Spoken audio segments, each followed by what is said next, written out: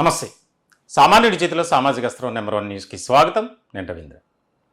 ఆంధ్రప్రదేశ్లో ప్రభుత్వ ఉద్యోగులు, ఉపాధ్యాయులు, అలాగే పెన్షనర్లు, కాంట్రాక్ట్ ఎంప్లాయీస్, అవుట్సోర్సింగ్ ఎంప్లాయీస్ వీరి పరిస్థితి ఎలాగుంది అంటే అగమ్య గోచరంగా ఉంది.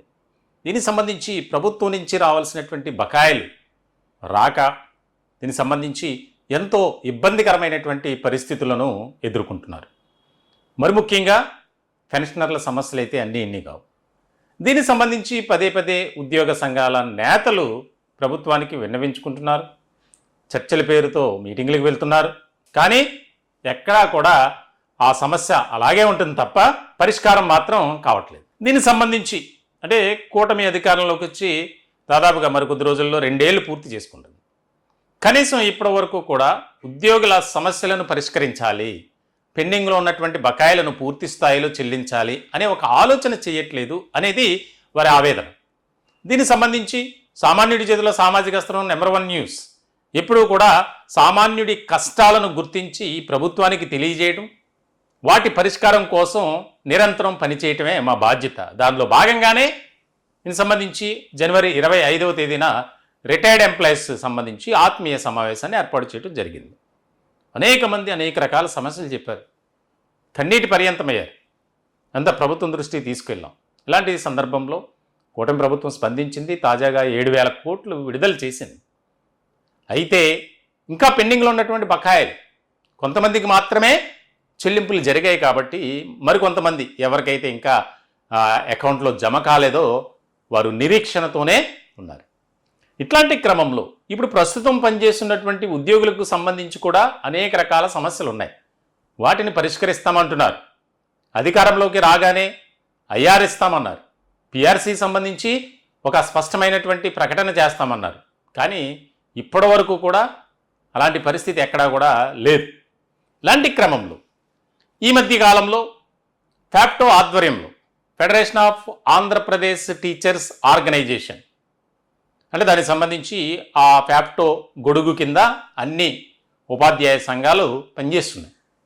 ఇటువంటి క్రమంలో వారు గతంలో చేసినటువంటి ఆందోళన, నిరసన కార్యక్రమాలు ప్రభుత్వం కాస్త దిగొస్తుంది అనుకున్నారు. కానీ ఎక్కడా కూడా అది కేవలం మాటల రూపంలోనే ఉంది తప్ప ఆచరణకు నోచుకోలేదు. మేము చేస్తాం, మీరు ఆందోళన విరమించండి అన్నారే తప్ప ఎక్కడ కూడా ఇప్పుడు వరకు దానికి సంబంధించి చేయలేదు. ఇలాంటి క్రమంలో ఏప్రిల్ 25, 26, 27 ఈ 3 రోజుల్లో రిలే నిరాహార దీక్షలు చలో విజయవాడ పిలుపునిచ్చారు. దీనికి సంబంధించి రాష్ట్ర వ్యాప్తంగా ఉన్నటువంటి ఆయా ఉపాధ్యాయ సంఘాలకు సంబంధించి అందరూ కూడా ఏకతాటిపై ఆందోళన చేయాలి, ప్రభుత్వంతో తాడో పేడో తేల్చుకోవాలి, మనం ఈ రకమైనటువంటి విధానంతో ఉంటే ప్రభుత్వం దిగి రాదు అన్న ఒక ఆలోచనకు వచ్చినట్లు తెలుస్తుంది. దీనికి సంబంధించి దాదాపుగా 17 డిమాండ్లు. మీరిచ్చినటువంటి హామీలను, వాగ్దానాలను తక్షణమే నెరవేర్చండి, లేదంటే తాడోపేడో తేల్చుకుంటాం. మేము పని భారాన్ని అన్నీ కూడా సహించి భరించి మేము పనిచేస్తుంటే కనీసం మీరు మా సమస్యలను పరిష్కరించడంలో మాత్రం ఒక యాక్షన్ ప్లాన్ అనేది సిద్ధం చేయట్లేదు అనేది వారి ఆవేదన. ఇలాంటి క్రమంలో మనం చూస్తున్నాం దాదాపుగా డిమాండ్లు, ఈ 17 డిమాండ్లు ఏంటంటే 12వ వేతన సవర సంఘాన్ని తక్షణమే ఏర్పాటు చేయాలి. అంటే పిఆర్సీకి సంబంధించి 30% మధ్యంతర భృతిని ప్రకటించాలి, ఇంటర్మ్ రిలీఫ్ అనేది ఇవ్వాలి. అది ఆల్రెడీ మేనిఫెస్టోలో కూటమి అధికారంలోకి రాగానే చేస్తుందన్నారు. ఇప్పటి వరకు కూడా దిక్కుముక్కు లేదు. పంచాయతీరాజ్ యాజమాన్యంలో పెండింగ్లో ఉన్న కారుణ్య నియామకాలను తక్షణమే చేపట్టాలి. కలెక్టర్ పూల్ ద్వారా వెంటనే పోస్టింగ్లు ఇవ్వాలి. ఏకీకృత సర్వీస్ రూల్స్ సమస్యలు పరిష్కరించి విద్యాశాఖలో ఉన్న అసంబద్ధతను తొలగించాలి. 72, 73, 74 జీవోలను అమలు చేయాలి. సిపిఎస్ను రద్దు చేసి పాత పెన్షన్ విధానాన్ని అమలు చేయాలి. 2004 సెప్టెంబర్ 1వ తేదీకి ముందు విడుదలైన నోటిఫికేషన్ ద్వారా నియామకమైన వారందరికీ కేంద్ర ప్రభుత్వం మెమో నెంబర్ 57 అమలు చేసి పాత పెన్షన్ విధానంలోకి తీసుకురావాలి. ఉపాధ్యాయులకు బోధన తప్ప ఏ ఇతర బోధనేతర కార్యక్రమాలు లేకుండా చేయాలి. హై స్కూల్ ప్లస్లలో వెంటనే ఉపాధ్యాయుల నియామకాలు చేపట్టి యథాతథంగా కొనసాగించాలి.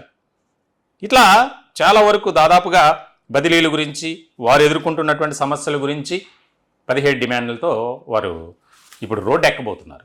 దీనికి సంబంధించి దాదాపుగా ఒక ఆర్థికపరమైనటువంటివి ఉన్నాయి ఇందులో. ముఖ్యంగా పెండింగ్లో ఉన్నటువంటి బకాయిలు కానీ, డిఏలు కానీ, అట్లాగే ఈ యొక్క ఐఆర్ విషయంలో కానీ, పిఆర్సీకి సంబంధించి కానీ మీరు చేయకపోతే మేము తాడో పేడో తేల్చుకుంటాం అన్నారు. చలో విజయవాడ, పాఠాలు చెప్పేందుకు అవకాశం ఇవ్వండి, బోధనేతర పనుల నుండి విముక్తి కలిగించండి. దీనికి సంబంధించి ఈ రకమైనటువంటి క్యాప్షన్స్తో, అంటే వారు పిల్లలకు పాఠాలు చెప్పేటువంటి అంశాలు కాకుండా వాటితో పాటు పని భారాన్ని పెంచుతున్నారు. యాప్ల్లో ఎప్పటికప్పుడు ఆ యొక్క డేటా ఇవ్వటం అనేది, మాకు దాంతోనే టైం సరిపోతుంది, పిల్లలకు పాఠాలు ఎప్పుడు చెప్పాలి, వారికి విద్యాబుద్ధులు ఎప్పుడు నేర్పాలి అనే ఆవేదన వ్యక్తం చేస్తున్నారు. ఇట్లాంటి క్రమంలో మరికొద్ది గంటల్లోనే విజయవాడ కేంద్రంగా ధర్నా చౌక్ మారుమోగిపోతుందనే చెప్పాలి. నినాదాలతో రాష్ట్ర వ్యాప్తంగా ఉన్నటువంటి వేలాది మంది అక్కడికి గ్యాదర్ అయ్యేటువంటి అవకాశాలు ఉన్నాయి. దానికి సంబంధించి ఫ్యాప్టో ఆధ్వర్యంలో ఏర్పాట్లు జరుగుతున్నాయి. ప్రభుత్వం ఇప్పటికైనా స్పందించకపోతే మేము ఒక ప్రభుత్వంతో తాడో పేడో తేల్చుకునేటువంటి పరిస్థితులు వస్తాయి. ఎందుకనంటే ఈ ప్రభుత్వానికి మేము ఇప్పటి వరకు గడువు ఇచ్చాం. ఏ రాష్ట్రమైనా సరే కొత్త ప్రభుత్వం కాబట్టి కొంత ఆర్థికపరమైనటువంటి ఇబ్బందులు ఉంటాయి. 2 ఏళ్ళు పూర్తి కావస్తున్నప్పుడు కూడా ఇప్పటి వరకు కూడా కనీసం స్పందించట్లేదంటే ఏమనాలి? ఈ రకమైనటువంటి విధానం కరెక్ట్ కాదు. కాబట్టి మేము ఇక ప్రభుత్వంతో ఏదో ఒకటి తేల్చుకుంటాం. మా బకాయిలు కానీ, మా డిమాండ్లు కానీ న్యాయపరంగా, అందులోనూ మీ కూటమి పెద్దలు ఎన్నికల సమయంలో ఇచ్చినటువంటి హామీలు, వాగ్దానాలు ఏమయ్యాయి? మమ్మల్ని నమ్మించడానికి, మమ్మల్ని మోసం చేయడానికి ఈ రకమైనటువంటి విధానం ఎంచుకుంది కూటమి అని చెప్పి ఆవేదన వ్యక్తం చేస్తున్నారు. మొత్తానికైతే 25, 26, 27 మరి ఇంకా సమయం ఉంది కాబట్టి ప్రభుత్వం ఏ రకమైనటువంటి ఆలోచన చేస్తుంది వారిది? ఎందుకనంటే ఏ రాష్ట్ర ప్రభుత్వం అయినా ఒక సజావుగా ముందుకు వెళ్ళాలి. సంక్షేమ పథకాలు అమలు కావాలన్నా, అభివృద్ధి కార్యక్రమాలు సక్రమంగా జరగాలన్నా ఉపాధ్యాయులు అలాగే ఉద్యోగుల పాత్ర చాలా కీలకం. కాబట్టి దానికి సంబంధించి ఆలోచన చేయాలని సామాన్యుడి చేతిలో సామాజిక అస్త్రం నెంబర్ 1 న్యూస్ కూడా కోరుకుంటుంది. మేము ఎప్పుడు కూడా సామాన్యుడి పక్షాన నిలబడతాం. ప్రభుత్వం మంచి చేస్తుంది అంటే మంచి చేసింది ప్రభుత్వానికి కృతజ్ఞతలు తెలియజేస్తాం. దానికి సంబంధించి 7,000 కోట్లు తాజాగా విడుదల చేశారు. రిటైర్డ్ ఎంప్లాయీస్ కొంతమందికి ఆ బకాయిలు అందాయి, మరికొంతమంది ఇంకా నిరీక్షణతోనే ఉన్నారు. వారు కూడా విడుదల చేయండి అని కోరుతున్నాం. దీనికి సంబంధించి మరి కూటమి ప్రభుత్వం ఒక ఆలోచన చేసి రాష్ట్ర ప్రభుత్వంలో ఉన్నటువంటి అన్ని వర్గాల ప్రజలను ఒక రకమైనటువంటి విధానంతో చూస్తుంది. మరి ఉపాధ్యాయులు కానీ, ఉద్యోగులు కానీ, పెన్షనర్లు కానీ, కాంట్రాక్ట్ ఎంప్లాయీస్ కానీ, అవుట్సోర్సింగ్ ఎంప్లాయీస్, వీరందరి సంక్షేమం కూడా చాలా ముఖ్యం. వీరి మీద ఆధారపడినటువంటి ఫ్యామిలీ మెంబర్స్ లక్షలాది మంది ఉన్నారు. మరి వారిని కూడా అర్థం చేసుకొని ఈ రకమైనటువంటి వారు ఏదైతే డిమాండ్ చేస్తున్నారో వాటి విషయంలో కాస్త వెంటనే చేయకపోయినా దశల వారీగా మేము చేస్తాం, మీరు ఆందోళన విరమించండి అని ఒక భరోసా ఇస్తారా, ఒక నమ్మకాన్ని కలుగు చేస్తారా అనేది చాలా ముఖ్యమైనటువంటి పాయింట్. మొత్తానికైతే ఏప్రిల్ 25, 26, 27 ఈ 3 తేదీల్లో జరిగేటువంటి ఆందోళన కార్యక్రమాలు వీరికి దాదాపుగా ఇప్పటికే ఉద్యోగ సంఘాలు కూడా మద్దతు తెలిపినటువంటి పరిస్థితి. మరి ఏ రకంగా దీన్ని ప్రభుత్వం పరిష్కరించుకుంటుంది అనేది ఇక్కడ ముఖ్యమైనటువంటి అంశం. ఈ టాపిక్పై మీ విలువైనటువంటి అభిప్రాయాలు కామెంట్ రూపంలో తెలియజేయండి. దయచేసి మా ఛానల్ని సబ్స్క్రైబ్ చేసుకోండి. Thank you.